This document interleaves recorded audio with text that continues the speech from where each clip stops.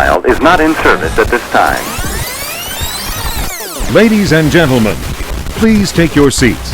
The show is about to begin. Top of the afternoon, my fellow South Africalings. How are all of you doing today? I hope you're all keeping well and strong and healthy and all those good things that we need to get through this life. This is the Wayne G Show, and this is Real Talk Radio, where the talk is always real. Yes, guys, today I'm going to talk a bit about something called advice. Yes, advice, that thing that we don't like to use, that thing we don't really like to listen to.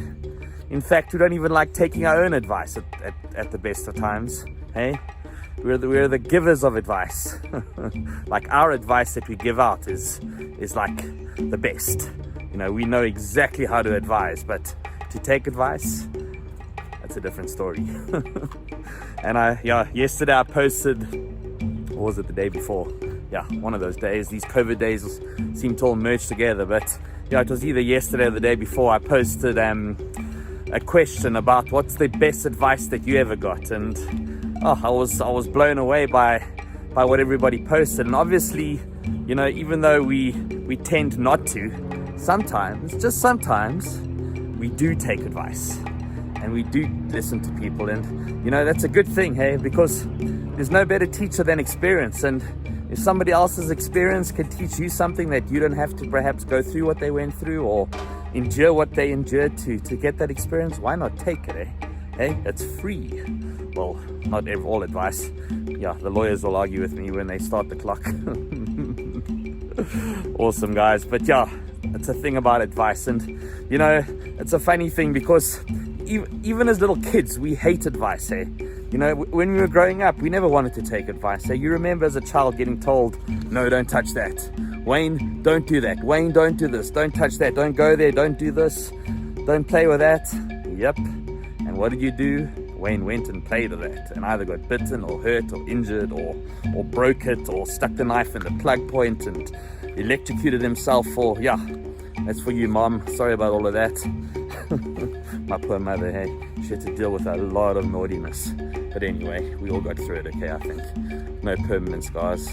But Mom, you can comment in the section below if there were any permanent scars. Yeah, guys, but like I was saying, you know, we grow up from being kids and we don't grow out of things sometimes, eh? We tend to still not take advice, you know, and it's something that we we really should do, hey? Like I was thinking about it the other day. If I just taken like a lot of advice my old man gave me, for example, like my old man's a wise man, he's a wild beast, and you know, he gave me some good advice, but you know, what does the young son know? What does the young bull know? He knows better, and he decides to learn it all himself. And yeah, sometimes things just don't work out how you think they're going to, and you should have taken that advice to start off with. Anyway, guys, that's how it goes, hey? But yeah, you know, I was thinking, one of my dear friends, you know, he commented on that post of mine that one of the best advice he ever got from another dude that he knew, from a dude that he knew, was play the movie to the end. Yeah, and you know, and thinking about advice, you know, it always comes to mind of a dear friend of mine. I won't mention his name because, you know, names are irrelevant when it comes to these kinds of things. But the story is quite relevant, and you know, the advice that he got was perhaps some of the best advice I've ever got. I got the same advice from a wise person. And this particular friend of mine, for the third or fourth time, his fiance had messed him around. You know, he'd broken it off with her 3 times before, and you know, the fourth time, you know, things didn't end well again, and you know, it was a disastrous ending, and you know, I said to him, listen, buddy, you've got to play the movie to the end. You know, those wise words are given to me too. Play the movie to the end. And you know, it's an incredible piece of advice there, because you know, whenever you're in a situation or brace with something that you know that you're not too sure about and you're getting involved with or doing, always play the movie to the end. In other words, in your mind, play it out, you know. Like that friend of mine, for the 4th time, he was being messed around. And if he'd only played the movie to the end the third time, he might have avoided all the pain from the fourth time. So yeah, and I can see that he's learned a lot from that bit of advice to play the movie to the end. And geez, it helped me too. Hey, in my life, a lot of things that have happened, and we all go through things and go through learning curves, and we go through tragedies in life, and often if we just take some good advice like that, it hit me like a ton of bricks when that person said to me, Wayne, play that movie to the end. And I always do that now. I always, in every situation, I play it through. And yes, you can't predict the future, but you've got a good possibility of probability. In other words, what would probably happen if I did this and this, and if it's not good, then it's not a good thing to do. You know what? And that doesn't mean not taking risks, or because in life you've got to take risks, but calculated ones, and play the movie to the end. I can't say that enough, guys, and I hope that it hits you like it hit me. And if you ever faced or braced with doing something that you know deep down is not the right thing, that's when you got to hit play, and you just sit back and you play that movie out to yourself. And you know what? I think most of you will make the right decision if you do that. It's some really, really awesome advice that I'm so grateful that I got.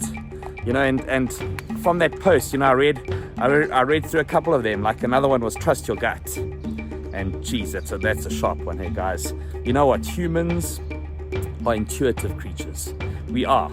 We've lost a lot of touch with ourselves, on an intuitive level, because of the way that we live and how we live, and the concrete jungles that we live in, and the way that we're not really attached to ourselves anymore, because we're either so exhausted or just beaten by our jobs and life and stress and everything like that. But you know what, guys? If it doesn't feel good in your gut, if there's something about a situation that doesn't feel good, something's trying to tell you something.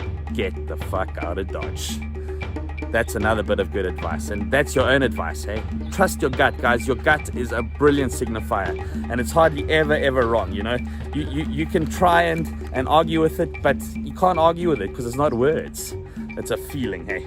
And another great one was, if you don't do it now, you're gonna have to do it double later. Hey, Brad, I enjoyed that one, dude, because I can relate with it so much. If you procrastinate over something and you don't do it now and you procrastinate, the workload is either going to double, or whatever goes wrong is going to go wrong twice as badly. And the first thing I think about is if you're driving your car.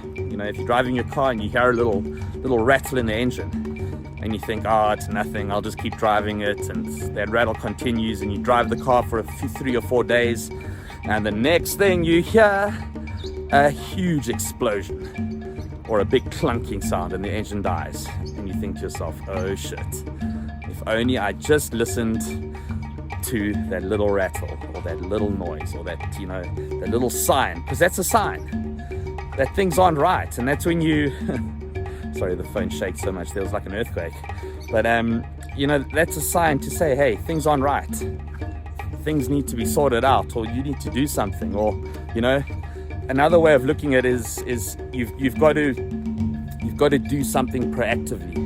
In other words, don't let your tasks or what you've got to do build up and up and up, and you left at the end with a huge mountain to climb, where it could have been a whole series of little molehills just to get over. You leave everything to the last moment, and that's when you crash. And that can be with life, with decisions, putting off decisions, putting off work, putting off things that you want to do at home, or anything like that. It's all relative, guys. You should actually go onto my timeline and go and have a look at that post, and have a look at what everybody said on there. There's about 50 or 60 comments on there of it, the best advice they've been given. And one of the first things I noticed was every single bit of advice on there was different. There was no replication of advice. Hey, there were some funny ones in there too that you can read that I won't talk about right now, but they're pretty hilarious. But yeah, all of them were different, and that's what makes it so awesome, is that every bit of advice that we get, we can benefit from in one way or another, or we toss it out, and by tossing it out, you also benefit because you don't get to put yourself through it. So either way, it's a win-win, guys.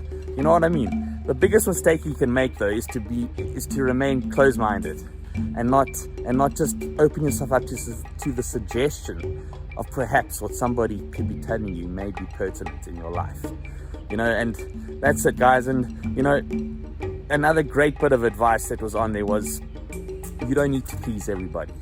You don't have to be a people pleaser, and you don't have to please everybody all the time, because that's irrelevant, guys. You've got to be able to please yourself. Pleasing yourself is the most important part, because guess what? If you're pleasing yourself and you're content with what you're doing, and you're adopting a philosophy, a basic philosophy of do unto others as you would want them to do unto you. In other words, treat people in a way that you'd like to be treated. Things can't go wrong, eh? And people will generally be, content with your behavior, and you'll be content with your behavior. And that's a win-win, guys. There's no way to lose in that way. And you don't exhaust yourself and drain yourself by trying to be a yes man. Being a yes man, it's so easy to say yes to everything. It's so easy just to go, yes, I'll do that, or yes, I'll definitely do that and help you and help that person. And I've been guilty of that. I've done that in my life, where I've put so much thought and time into trying to please everybody else that I let myself down.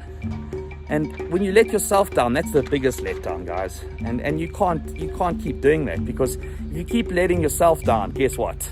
You're letting everybody down. You're letting the team down.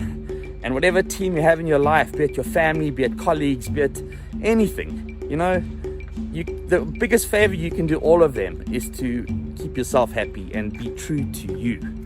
That's great advice too, guys. Be true to yourself. And I'm going to leave you today with a little quote from a book called The Four Agreements. It's an awesome book, and you definitely should give it a read. It's by a guy called Don Miguel Ruiz.